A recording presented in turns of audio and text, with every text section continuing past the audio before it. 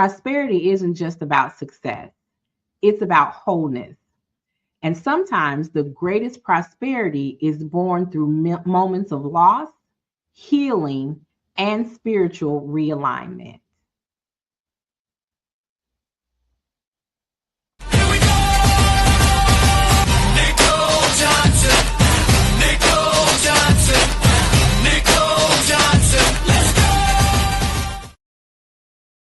And welcome to another episode of Prosperity Conversations. I'm your host, the Nicole Johnson, and today we're exploring prosperity from a powerful place, the integration of mind, body, and spirit.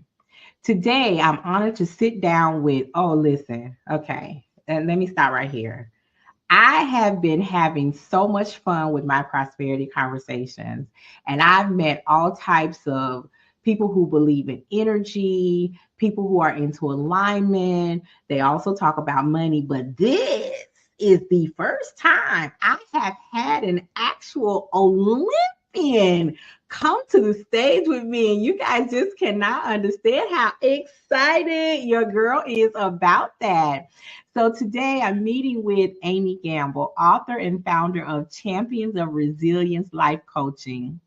After losing her mother, her very best friend, Amy went on a profound journey of healing old wounds, reclaiming her confidence, and rebuilding her life from the inside out. You know, we talk about inside out all the time. Today, Amy uses her strengths based holistic coaching. Don't say that too fast. Don't say that too fast. She uses that approach to help others rise, rebuild, and thrive in alignment with their purpose. Her story is a powerful reminder that prosperity is about wholeness. You guys clap it up and welcome Amy to the stage. Hey, Amy. Hello, How are Nicole. you? I'm Hey. great. Thank you for Good, having me. No problem. I was checking out your social media page this morning. I was like, look at Amy walking around with the wind blowing in her hair. All la natural in the hills of West Virginia. That's it. That's it. That's it. And it's not too cold, but it's not too hot. So I love that in between time. And so thank you for spending some time with us today. I really and truly appreciate that. And we're going to jump right into where we usually start. And I'm going to ask you, what does prosperity mean to you? Well, I love the whole idea of prosperity. And what that really means to me is when I'm fulfilled in my mind, body, and spirit. And when my mind, body, and spirit are in alignment, and I have that full kind of feeling, it really allows me to tap into my intuition, which I call my, the spiritual side of me, and that more than anything is of most value to me.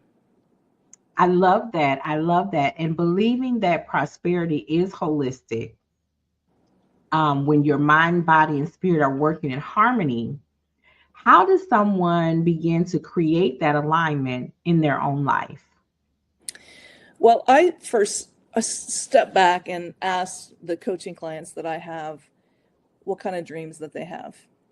What is it that they are looking, if they look out into the future, what kind of life do they want to have? If they're, and because most people that come to coaching aren't necessarily happy with where they are in that moment. It might be a different pain point. It might be, sometimes it's career, sometimes it's relationships, sometimes it's money, sometimes it's, a whole host, but there's some kind of pain point. And so I ask people to take a step back and look at creating the life that they want to create in terms of what their dream is. And then from that point, we work towards mapping a course, getting direction, having goals, etc. I love that, Amy, because again, when I put this call out for speakers to come and participate in prosperity conversations, I didn't know who would answer the call. So really a lot of prayer over the event, over the experience for both myself and for the speaker, and especially for the audience. This is the alignment that I keep talking about. Because what you said as you were speaking, all I heard was start with the end in mind. What is the goal? So if the goal is to, let's say, have $50,000 in savings, that's the end. Then, as you said, we back up and map out, how do we get there? What are we cutting out? What are we increasing? How does the roadmap to get to whatever that end goal is? What does that look like? So I absolutely love it. And I'm so grateful for the experience that the audience gets to have when it comes to this alignment between me and the speakers. So thank you again for being here. I want to go back just a little bit because in your introduction, we talked about losing your best friend. And I can only imagine how painful that was. But I want you to share how that became the beginning of a healing journey for you. Well, I lost my mom in September of 2023, and she was, as you mentioned, my best friend. And losing my best friend meant that I lost this person who all my life had been the one who I would have a dream, I would have a goal, and she would say, "You can do it, Amy, whatever you put your mind to, you can do it." And she was in the, and as she got older, and she would sit in her chair and I would talk about my public speaking dreams and my ambitions to want to spread more information and education about mental health. And she would just be there always to support me and tell me that I could do it. And so when she died, I lost that consistent voice of reinforcement, which I think that, everyone needs someone in your corner to be your cheerleader. Absolutely. And I think that's where, in some cases, not to make this all about coaching, but I think that's where a coach can be helpful in terms of encouragement and support. But when I lost that, I took a deep internal look of myself, because now there was no Esther to give that to me. There was no mom who was going to be there to tell me I could do it. Right. I had to take a step back and then start to ask myself, through a lot of self-reflection and spiritual growth, etc., about why couldn't I be that person to tell me, to tell myself that I could do it, and believe in myself, and to have the confidence that, like, she had in me, So I discovered really that I needed to work on my confidence. I needed to work on self-doubt. I needed to work on not worrying about what other people thought about me. I needed to not be a people pleaser and figure out. So I, took this big onion of complexity, and I just started unraveling one piece at a time, to the point where, I got to a very peaceful, very confident place, to then it allowed me to be able to put myself out there and be of service to other people. Amy, I love that, because it seems that a lot of us, especially when you go through something traumatic, you can do one of two things. It could be the thing that holds you back, right, and keeps you at a point of being stuck in your life, or you can use it to activate what's in you that needs to come out, right? And it sounds like your mom spent years preparing you, because she knew there was a time that she would not be here. So her goal became to prepare you for what you needed in her absence, her physical absence. Does that sound about right?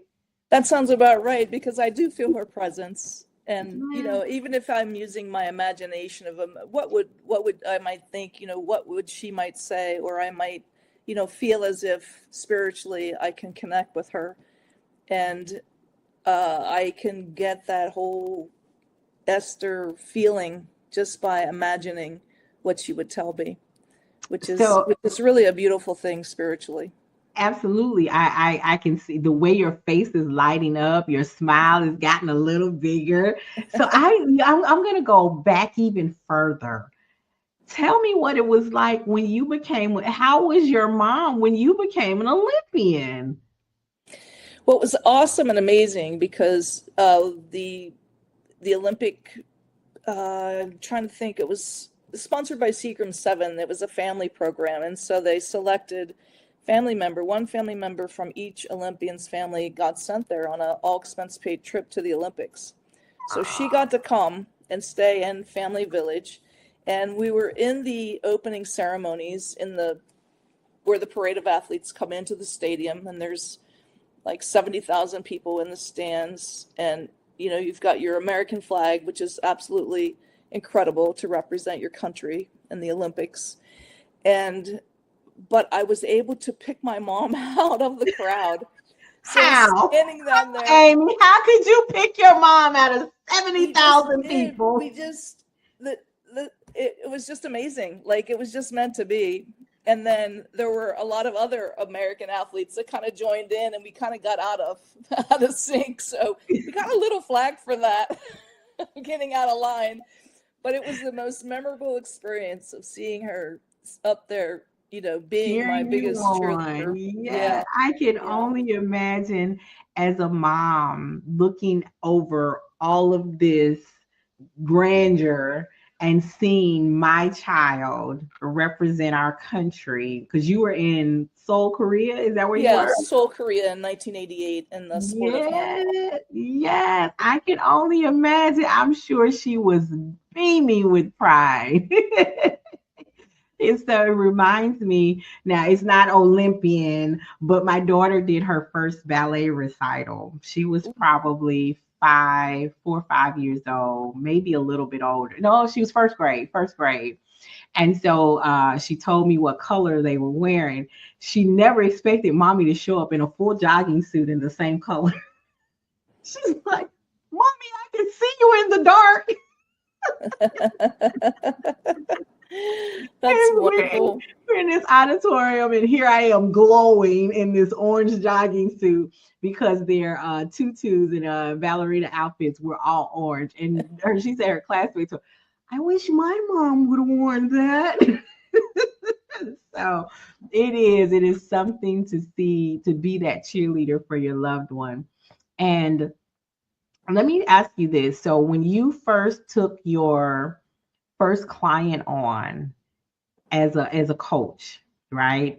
What was the turning point that you helped them reach, and how did you feel taking all that you had learned and pouring it into someone else?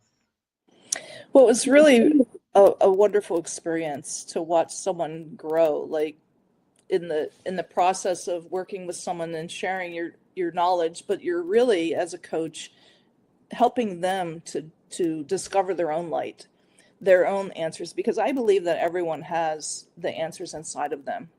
And that as a coach, my job is just to shine the light by asking thoughtful questions and things like that. And my first client in life coaching in particular was wanting to ask her boss for a raise and really wanting a promotion. And so we worked on, really at the core root of all of it was building her confidence, building her value. Because I think that a lot of times when we discount ourselves, or we don't believe that we can go in and ask for that raise or that promotion, or to be considered for that promotion, that really at the core root of that is that we're not valuing ourselves enough. And then if you peel that layer back a little bit more, it really comes down to confidence. And how do we build confidence? How do you focus on the strengths that you have, and how can you articulate back to someone else, your boss in this case, and with confidence to know that it's okay, and that the worst case scenario is that all he could say is no. And so anyhow, it did take a little while, but she was able to start having those conversations and feel more comfortable and more confident over time. And then not too long ago, I got a note from her that said she had gotten the promotion, and that she was very excited. And she's actually given me a testimonial for my website. So it's pretty awesome. That's excellent. And so almost like that, their success is your success type of feeling. Yeah. I think it's kind of like being a proud, if I don't have children, I have a dog and a cat, but if I did have children, it would be like being the proud parent, Absolutely, absolutely. And I love that. As I have coached women over the years, and Nicole, I bought my first house. I was like, girl, where my room? Which one is my room? Am I upstairs or downstairs? Yeah, yeah, yeah. I So love when I that. travel to their city, I don't need a hotel. I'm going to my room. I don't care who uses it when I'm not there. Yeah, I mean, I love the whole idea of celebrating someone else's success. I mean, that And is just like so incredibly powerful. And I do think that that taps into the spiritual connection that we have as human beings one to another, and realizing that we're not living in a finite world. We're living in an infinite world of infinite possibility, and that your success doesn't mean that I'm any less. Your success I celebrate, and that lifts both of us up. absolutely, because we all have a turn, right? This might be your season, but it's not my season. We might have a season at the same time, and then there may be a time when it's my season and it's not yours. And and I think that God looks at what we do and how we treat people when it's their season. Mm, And it can have an he does how you treat others is how he allows blessings to flow to you. So if you can't be happy, some of the it doesn't cost anything to celebrate and acknowledge someone else when it's their turn. mhm. But you do a lot of damage, or you can do damage to someone when you won't even clap for them in their season. Yeah, I So think that lends itself to not celebrating someone is the equivalent of discounting them. And yes, so you can get into absolutely. that pattern of, in relationships in particular, whether that's family or partner or significant other or whatever, where that person is not able or secure enough within themselves to be able to celebrate you and where you are or support you. And it comes down to then kind of gnawing away at the underlying confidence that you have. Yeah, yeah. And we want to have that um when we talk about levels or different definitions of prosperity, peace is a whole different version of prosperity. Mhm, mhm. When you have that level of peace, that things in the outside world don't impact you. That can, I don't mind going outside, right? But then when it's too much drama, too many problems, I'm coming back inside. I'm coming back inside. So I Yep. do that on my social media page. I say, hey, y'all, I'm going outside. And then shortly later, y'all, I'm back inside. And like, Nicole, you weren't gone long enough. It was just too much. So that peace of mind is a level of prosperity that is important. I'm on the other side of 50. Things look a lot different over there. They look a lot different over here. Okay. So Right. Amy, I appreciate you being here with us. And so what I want to do before we wrap this up is I usually try to end with something specifically for our audience. And that question is for someone who's watching, who's maybe feeling stuck and not knowing what to do to kind of tap into move to that next level, what would you say to them? I would say that it's sometimes being stuck is right on the verge of significant change. So when you're just grinding away and you feel like you can't catch a break and this is happening and that's happening, sometimes it's good to just sit down and be still and to use your form of whatever you prayer or meditation or whatever is quiet for you in that moment, and give yourself a chance to connect to your intuition, which all of us have, and see what your heart is saying to you. Because sometimes we get so caught up in what our mind is telling us that we forget to listen to our heart.